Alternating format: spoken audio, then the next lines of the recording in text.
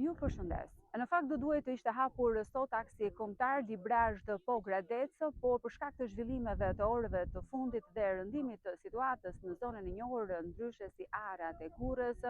bën që ky aks rrugor të jetë i rëndësishëm për lidhjen e Tiranës së Elbasanit me Juglindjen të mbetet sërish i bllokuar dhe ndërkohë deri në këtë moment që flasim nuk ka një afat kohor se kur do të jetë i hapur për të gjitha ata drejtues mjetësh, qytetar apo banor të zonës të cilët e kanë le të themi jetik lëvizjen në të. Ndërkohë që nga ana tjetër, në një situatë të tillë kritike,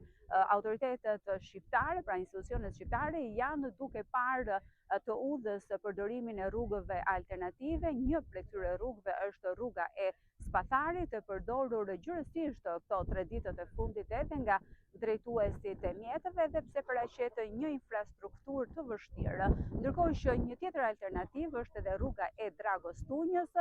Sipas kryetarës së zotit Ami Kozeli, ka pasur një diskutim me banorët të zonës, të cilët kanë qenë ata të cilët e kanë sugjeruar si rrugë dytësore. Gjithsesi, ndërhyrja do duhet të nisë me përmirësimin e infrastrukturës në këto fshatra, e më pas kjo e fundit të jetë aksesueshme edhe për përdoruesit e mjetëve deri në momentin që aksi kombëtar Librazh Prenjas se konkretisht problematika e krijuar tek Arat e Gurrës, por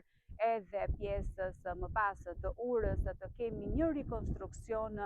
total dhe rikthimin në normalitet të këtij aksi të jetë jetik. E në fakt përpos izolimit që i bën Juglindjes, nga ana tjetër ndikon shumë në ekonominë e kësaj fundit, por mbi të gjitha në izolimin e fshatrave të tërë në zonën e Prenjasit, të cilët fatkeqësisht sot i kemi parë të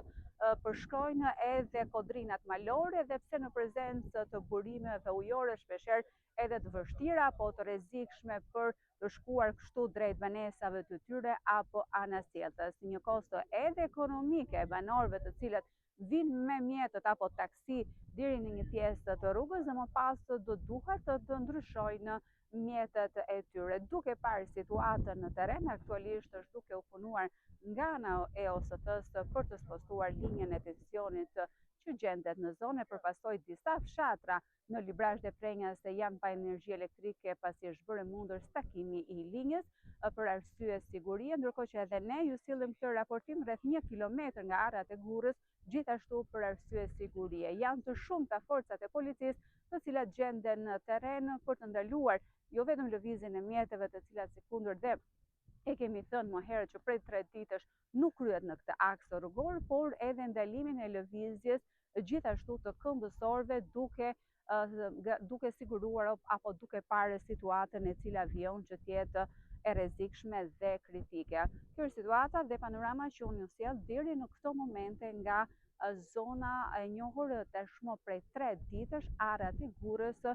ku kemi një bllokim total të lëvizjes.